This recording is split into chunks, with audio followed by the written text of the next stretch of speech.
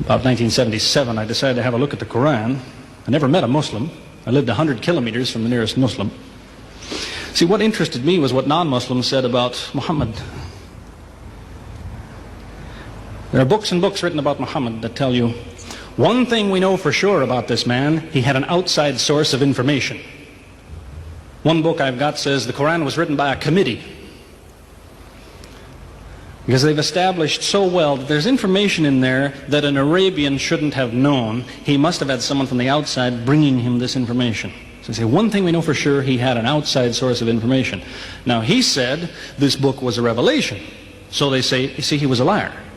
He got it from somewhere, he put it in a book, and he gave it to someone, telling him it was from God. He was a liar. Other people write books and books on the subject of Muhammad, and they say, one thing we know for sure, he thought he was a prophet. He was crazy. Because they look at his life very carefully, and they see episodes like, for example, when he hid in the cave with Abu Bakr. He was running from the whole city who wanted to kill him, and he hid in the cave, and when the Meccans came running up to the cave to kill them, what did he say to his friend? Did he tell him, see if you can find a back way out of the cave? What he told his friend was, relax. He was telling him, I see what you see, but he said, God is with us, God will save us. So people on that basis, they say, you see, he thought he was a prophet. He thought God was with him because he said things like that. He wasn't a liar. They never seem to realize that one man can't be both. So you can't be a liar and a crazy man at the same time. If you think that an angel gives the words of God in your ear, and somebody says, I have a question for you, what does God tell you about this thing? I want to hear an answer tomorrow. If you're a crazy man, if you think an angel whispers in your ear, then you don't sit up that night thinking, what will I tell him tomorrow? What can I find? Who knows the answer? You're crazy. You think the angel will tell you the answer. You don't go and look it up somewhere. You see, you can't be a liar and a crazy man at the same time. You can be one or the other, or neither, but you can't be both. You see, I read two non-Muslim biographies of Muhammad. One was by Rodenson, who's an atheist, who hated the man. But many interesting things come up about his life that I had to wonder about. One story that's told is that when he was an older man, he had a son named Abraham. The son died when the child was 2 years old. The same day the boy died, there was an eclipse of the sun. The sky went dark. And the Muslims came running to their prophet and said, look, it's a miracle. Your child died and the sky went dark in sadness. It occurred to me, see, if he was a crazy man, he'd probably believe what they said. He'd probably think, yes, it's a miracle. My child died, the sky is dark. Yes, it's a miracle. If he was a crazy man. If he was a liar, he would have taken advantage of it. He would have said, yes, right, my child died, the sky is dark, you tell everyone, it proves I'm a prophet. It's a miracle. But what did he do? He became angry with the Muslims. He told them that was nonsense. He was angry with them. How dare you say that? He said the sun and the moon are signs of God, and they don't worry themselves about the birth of a man or the death of a son of Muhammad. Doesn't look very crazy, doesn't look much like a liar. Now you have a third alternative, of course, which people tell you all the time. They say, no, he was not a liar. He was not a crazy man. He was deceived by the devil.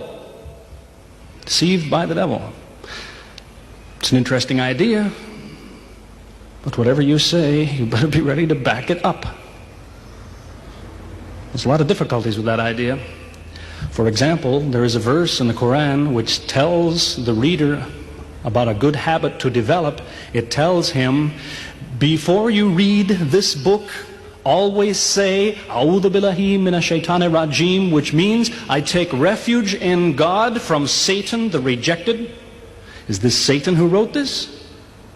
Who said, before you read my book, ask God to save you from me? Is that Satan who wrote that? As Jesus said, if Satan is divided against himself, then his kingdom will fall. He's fighting against his own interests. So let me finish with a story that illustrates a point. As I said, there's many theories and many explanations around, many explanations. But an explanation, something somebody tells you, is just so much air coming out of his mouth unless he has proof and unless he offers you something that you can use to falsify it.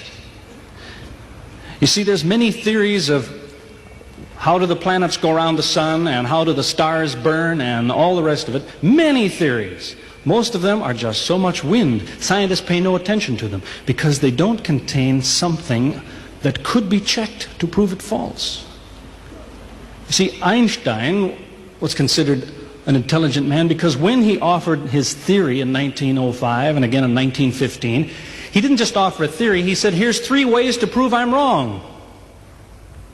Now it's worth listening to. He's told me, here's 3 different things you can do. If you can do this, I'm wrong. Here you are. Is there anything like that in Christianity? Has the Christian ever said, you want to prove I'm wrong? All you have to do is this. Has he ever done that? The Quran is filled with that kind of thing, filled with it. Saying, you want to prove this book is wrong? Do this. Prove it. Go ahead, do it. Filled with that kind of thing. There's an example of it that made a big impression in its day, during the lifetime, 14 centuries ago, of the Prophet of Islam. You see, he had an uncle named Abu Lahab. That was his nickname, Abu Lahab. This man hated Muhammad. He hated anything the man said. He used to watch him going through the city, and if he saw him talking to someone, he waited till they split up. He'd go after the man he spoke to and take him and say, what did Muhammad tell you? Whatever it is, it's a lie. Did he tell you day? It's night. Did he say black? It's white. Exact opposite. Whatever he heard the Muslims say, he said the opposite. That was the way his mind worked. There's a little chapter of the Quran called Lahab, and it says about this man that he'll never change. It condemns him to hell, Jahannam. You see, if the man had ever become a Muslim, the Muslims would believe, well, now he's not condemned anymore. You see, for 10 years before Abu Lahab died, that was a part of the Quran. And the Muslims could come to Abu Lahab and say, do you know, it's been revealed to us in our book that you will never be a Muslim. God says you will never be a Muslim. For 10 years they told him that. All he had to do was say, well, your book is wrong. I want to be a Muslim. What do you think of your book now? That's all he had to do. He had 10 years to think about it. And that's the way he was. See, if somebody is your enemy, you don't come to him and say, you want to prove I'm wrong? Here, say this. Come on, say it. If all you have to do is say the words and I'm wrong, you finish me. He never did it. See, this is one of many cases of something that was offered that could have been falsifiable. So it was. As I say, in 1978, after, how long would that be, 15 years of arguing with the church authorities, one place or another, I got the idea, I'm going to argue with some other people. I'm going to read the Quran, see how much of it is any good, pick out the true, pick out the false.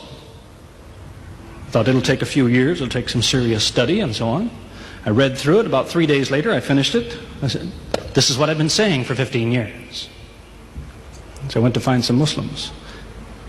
I don't want somebody to feel you've been tricked into something. I haven't said anything about Christianity that isn't true. I haven't said anything about Islam that isn't true unless it was a slip of the tongue or something. I'm simply trying to remind an individual, don't close your mind before it's too late. Don't make up your mind before you have all the facts. Most people who used to be Christians and become Muslims will tell you, I am a better Christian than I used to be. Now I follow Christ. I didn't before. That's what I would tell you. The Bible says Jesus told his disciples, when you greet one another, let your greeting be, peace be with you. He set the example. Peace be with you. Who says that today? Christians? Once in a great while, maybe. Muslims, whether they speak Arabic or not, they say, Salaam alaikum. Peace be with you. Jesus, when he prayed in the Garden of Gethsemane, put his forehead on the ground. Who prays like that? Christians or Muslims? Jesus used to fast for more than a month at a time. Who fasts today? Christians or Muslims? Who really is trying